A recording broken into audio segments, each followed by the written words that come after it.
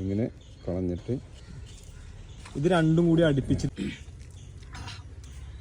Hi, അപ്പോൾ നമ്മൾ ഒരുപാട് ഇതിന്റെ വീഡിയോസ് ചെയ്തിട്ടുണ്ട്, ഗ്രാഫ്റ്റിംഗ് ലയറിംഗ് ഒക്കെ. അപ്പോൾ ഇന്ന് നമ്മൾ പരിചയപ്പെടുത്താൻ പോണെന്ന് പറഞ്ഞു കഴിഞ്ഞാൽ മറന്നു, ഇതെന്തെങ്കിലും അപ്രോച്ച് ഗ്രാഫ്റ്റ് ആണെന്ന് ചെയ്യാൻ പോണത്. അതായത് നമ്മളെ വീട്ടിൽ മദർ പ്ലാന്റ് ഉണ്ടെങ്കിൽ സാധാരണ കുരുട്ട തൈയൊക്കെ ഉണ്ടാവില്ലേ, ഈ ഒരു തൈമ ഈ ഒരു പ്ലാന്റ് നമുക്ക് എന്താ ചെയ്യാം, ഒട്ടിച്ചിട്ട് തൈയാക്കാം. എന്താ പേരെന്താ?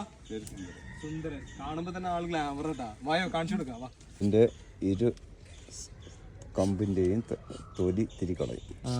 രണ്ടിൻ്റെയും കമ്പ് കളയുന്നല്ലേ? കളയണം. അപ്പോൾ ഇങ്ങനെ കളഞ്ഞിട്ട് ഇത് രണ്ടും കൂടി അടുപ്പിച്ചിട്ട് കെട്ടല്ലേ ചെയ്യാം. ഇത് കെട്ടാണ്. മദർ പ്ലാന്റ് ആകുമ്പോൾ നമുക്ക് അടുത്ത ഇത് മുറിച്ച് വെച്ചാൽ പിറ്റത്തെ കൊല്ലത്തും തന്നെ നമുക്ക് കായ ഉണ്ടാവും. തോനെല്ലെങ്കിലും ഈ കൊമ്പിനനുസരിച്ചുള്ള കായ കിട്ടും. അതാണ് ഈ ഒരു തൈന്റെ പ്രത്യേകത. ഗ്രാഫ് തൈകൾ മേടിച്ചു കഴിഞ്ഞാൽ ഇത്രേ ഉള്ളൂ.